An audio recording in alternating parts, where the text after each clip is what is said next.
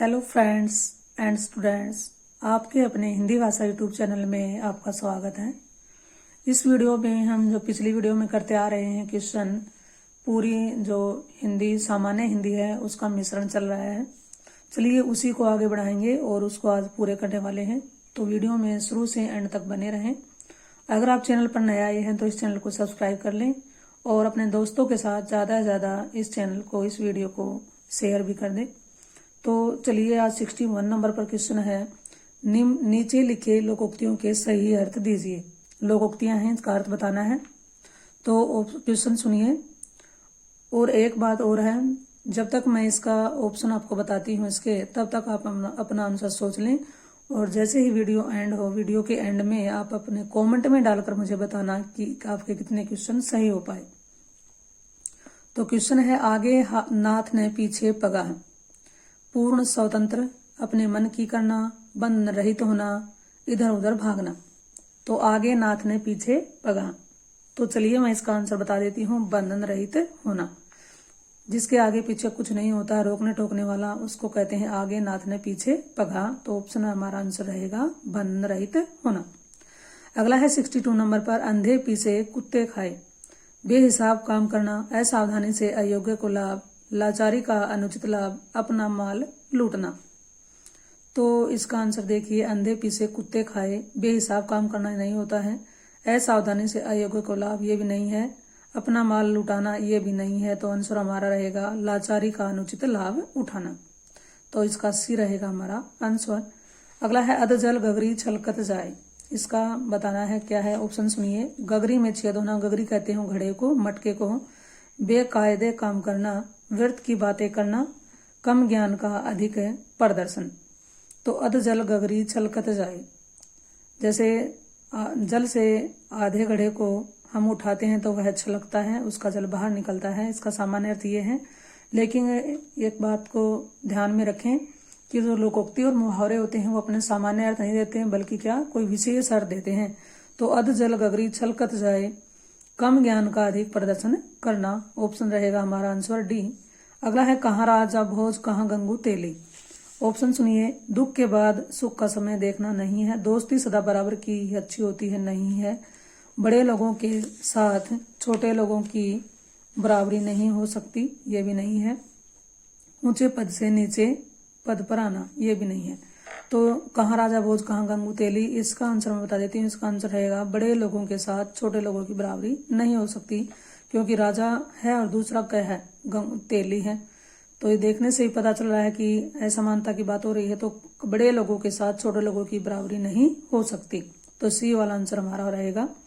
आगे 65 नंबर पर, जस दूल्हा तस बनी बराता। इसका ऑप्शन कौन सा रहेगा। अच्छा दूल्हा और अच्छे साथी, अच्छा दूल्हा और खराब बराती, सभी लोगों का अच्छा होना, जैसे व्यक्ति वैसे साथी।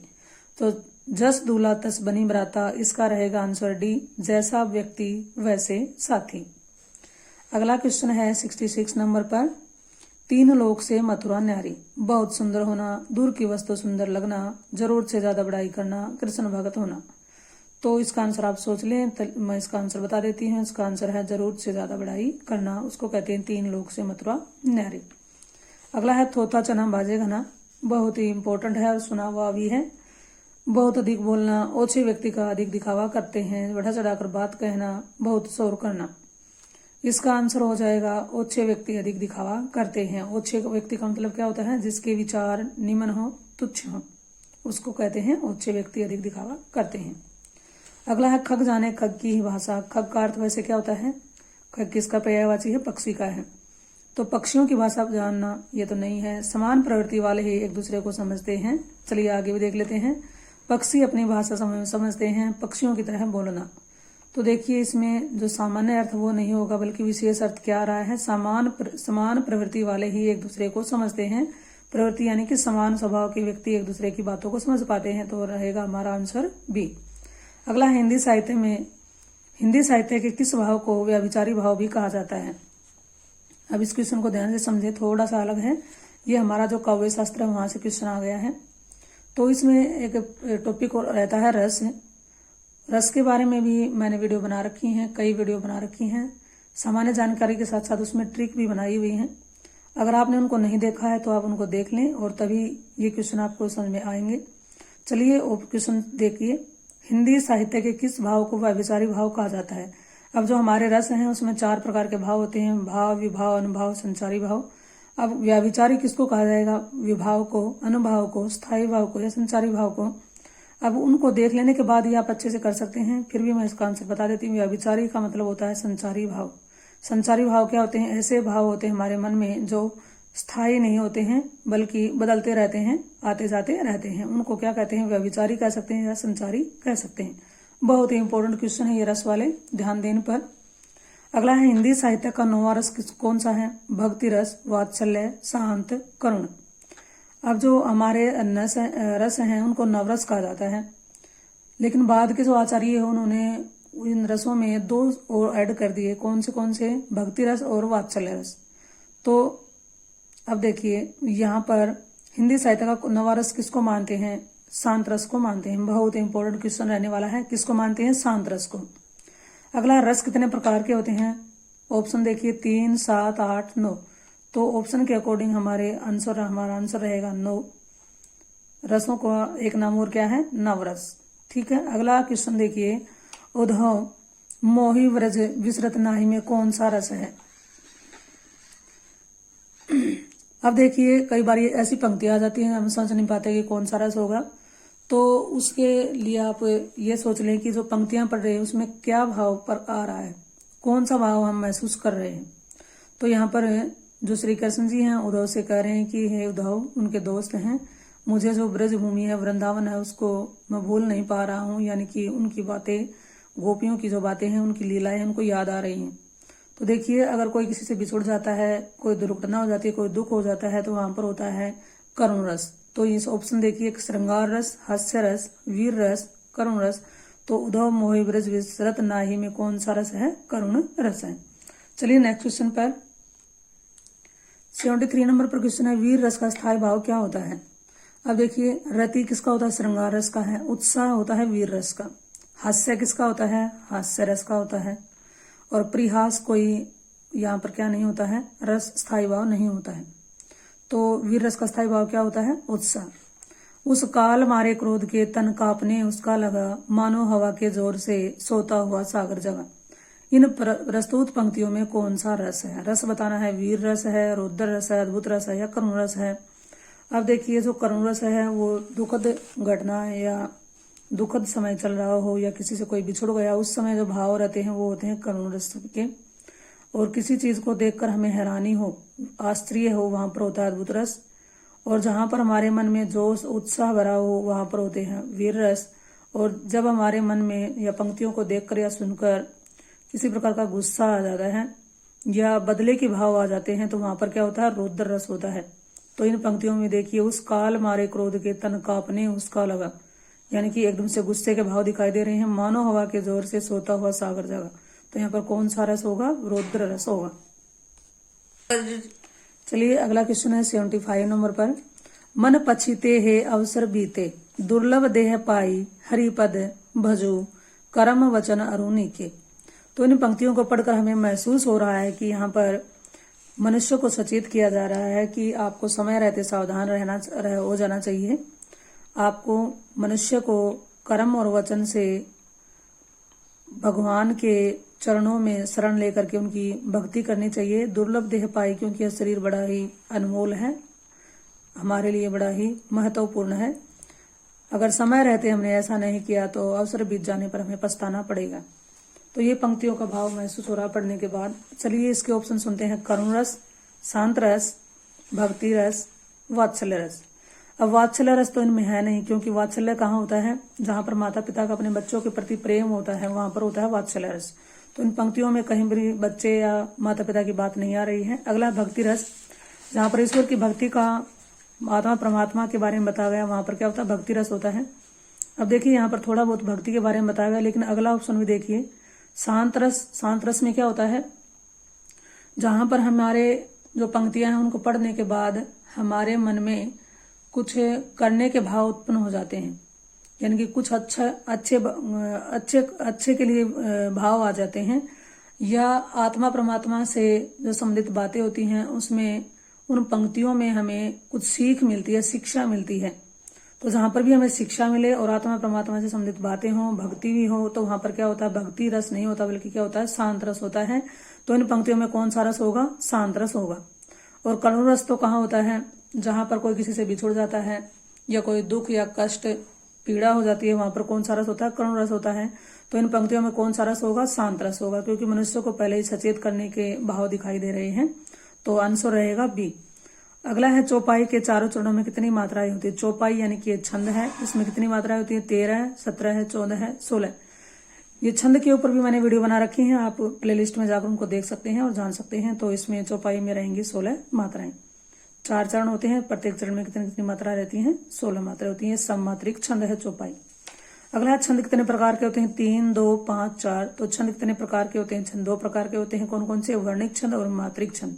ठीक है, चलिए अगला क्वेश्चन है, दोहा के प्रथम और तृतीय चरण में कितनी मात्राएं होती हैं। दोहा क्या है, दोहा छंद है, इसके बारे में बताना है कि कितनी मात्राएं होती हैं। तो दोहा के प्रथम और तृतीय में बताया गया है। तो इसमें क्या बताना है कि दोहा के प्रथम और तृतीय चरण में कितनी मात्राएं होती हैं। पहले और तीसरे में बतानी है कितनी होती हैं, 13 मात्राएं होती हैं। और दूसरे और चौथे में कितनी रहेंगी, 11 रहेंगी। 13 और 11 हो गई हमारी 24। तो दोहा छंद में कितनी मात्राएं होती हैं, 24 होती हैं। और ये क्या होता है, अर्ध सममात्रिक छंद होता है। आधे आधे चरणों की मात्राएं मिलती हैं, तो उसे कहते हैं अर्ध सममात्रिक छंद। तो हमारा आंसर रहेगा इसमें डी। अगर दूसरे और चौथे की पूछे तो 11 रहेगा, पर पहले और तृतीय की पूछी है तो 13 रहेगा, और कुल पूछी है तो 24 रहेगा। और ये किस प्रकार का छंद है, अर्ध सममात्रिक छंद है। तो अगला क्वेश्चन चलिए, मूक हुई वाचाल पंगु चढ़े गिरिवर गहन, जसु कृपा सो दयाल, द्रवहु सकल कली कमल दहन। इन पंक्तियों में कौन सा छंद है, छंद बताना है। तो देखिए इसके ऑप्शन सुनिए, दोहा, चौपाई, सोरठा, बरवे। तो इसका आंसर हमारा रहेगा, तो इसमें हमारा आंसर रहने वाला है सोरठा। ठीक है, कौन सा आंसर रहेगा, सोरठा। अगला क्वेश्चन देखिए, दोहे और रोले को क्रम से मिलाने पर कौन सा छंद बनता है। दोहा और रोला बना देंगे तो कौन सा बन जाएगा, कुंडलिया। ठीक है, कुंडलिया में 6 चरण होते हैं। चलिए आगे, और इसमें पहले 2 चरण किसके होंगे, दोहे के होंगे, और बाद वाले जो 4 चरण वो किसके हैं, रोला के। तो दोहा रोला बनकर क्या बन जाते हैं, कुंडलिया बन जाते हैं। अगला चलिए, अवधि शिला का उर पर था गुरु भार, तिल तिल काट रही थी दरग धार। पंक्तियों में कौन सा छंद है, छंद बताना है इस पर भी। तो इसमें छंद ऑप्शन सुनिए, विरोधाभास नहीं है, विशेषोक्ति। तो यहाँ पर हमारा 81 पर पढ़ रहे थे। दोहा ऑप्शन देखिए, दोहा, सोरठा, रोला, बरवे। तो इसका आंसर हमारा रह जाएगा बरवे। ठीक है, चलिए आगे हैं, जहां बिना कारण के कार्य का होना पाया जाए वहां कौन सा अलंकार होता है। बहुत इंपॉर्टेंट क्वेश्चन है, कई बार आ चुका है।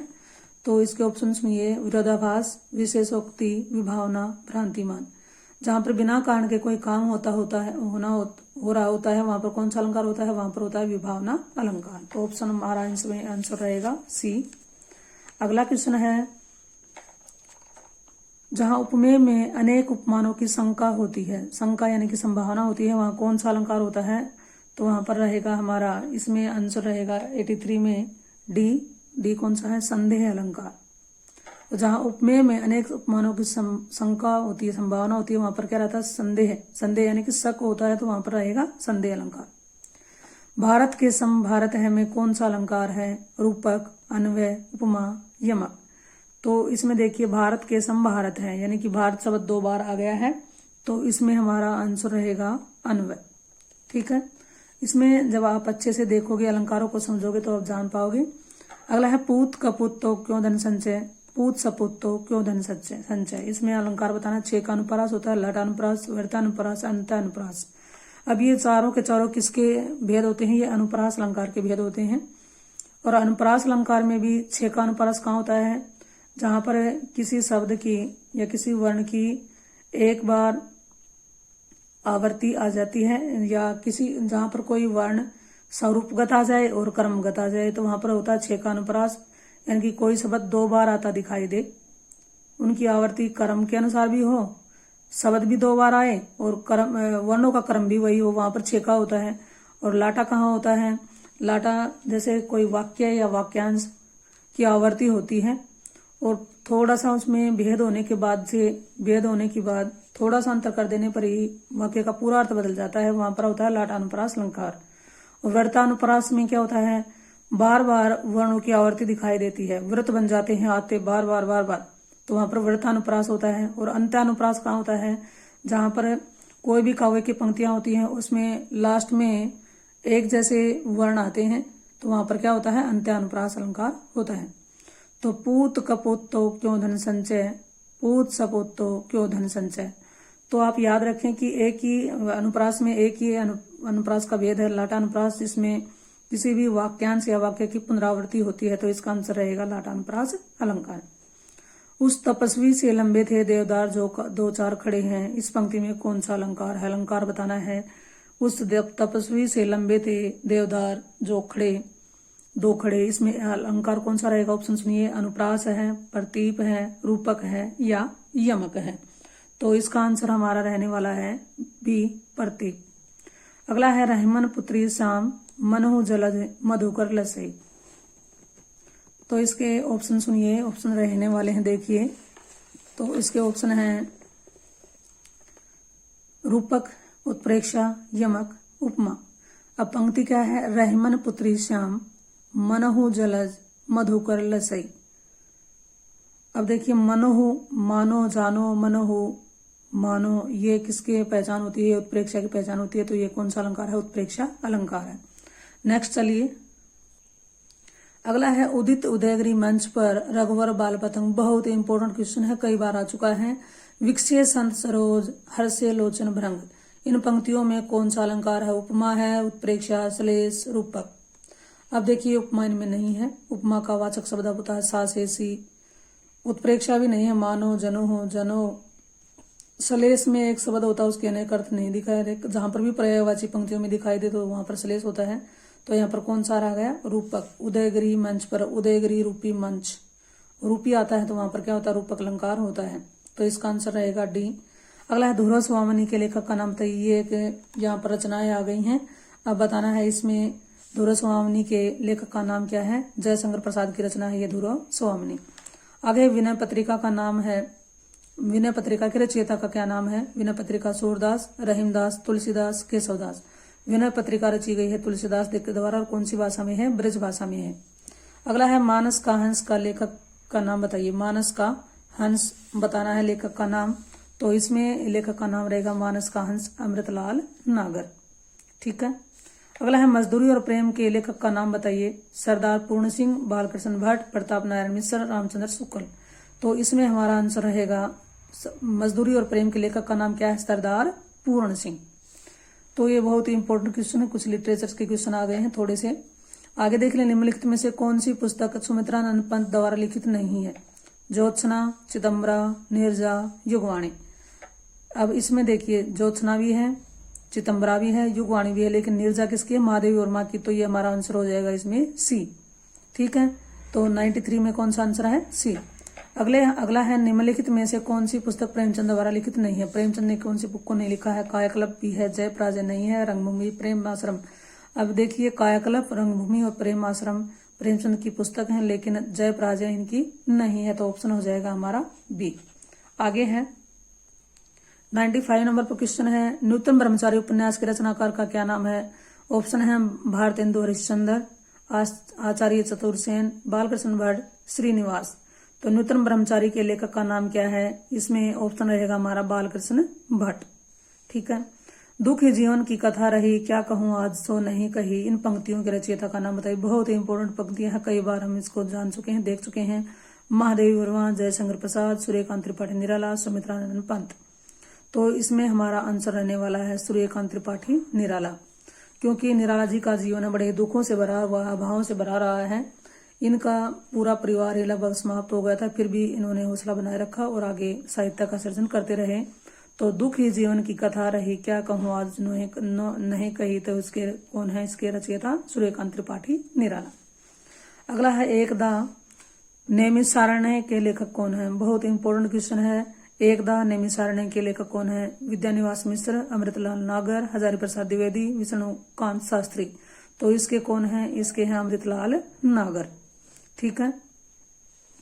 अब जो मानस का हंस था उसका भी कौन थे, अमृतलाल नागर ही थे। अगला है कलम का सिपाही क्या है। कलम का सिपाही क्या है, और आत्मकथा है, रेखा चित्र है, संस्मरण है, जीवनी है। ये पूछा गया है इसमें। ये कलम का सिपाही क्या है, एक जीवनी है। ठीक है। चलिए अगला है हिंदी की पहली कहानी लेखिका का क्या नाम है। हिंदी की पहली कहानी लेखिका का क्या नाम है। बंग महिला, सत्यवती, चंद्रकिरण, चंद्रकांता। तो हिंदी की कहानी पहली लेखिका का क्या नाम है। कहानी लिखने वाली लेखिका पहले कौन थी, बंग महिला। अब लास्ट क्वेश्चन है, ये 100 नंबर पर है। तो चलिए इसको देख लेते हैं। हिंदी साहित्य में प्रयोगवाद के प्रवर्तक का नाम क्या है। प्रयोगवाद का प्रवर्तन किसने किया था। निराला, अज्ञे, सुमित्रानंद पंत, जयशंकर प्रसाद। तो प्रयोगवाद के प्रवर्तक कौन है, अज्ञे, यानी कि सच्चिदानंद, हीरानंद, वात्स्यायन अज्ञे। तो आज के लिए हम इतना ही करने वाले हैं। कमेंट में डालकर जरूर बताना ये वीडियो आपको कैसी लगी। अच्छी लगे तो लाइक कर देना, और अच्छी नहीं लगे तो लाइक मत करना। आज के लिए इतना ही करेंगे। चैनल पर आप नए आए हैं तो चैनल को सब्सक्राइब कर लें। थैंक्स।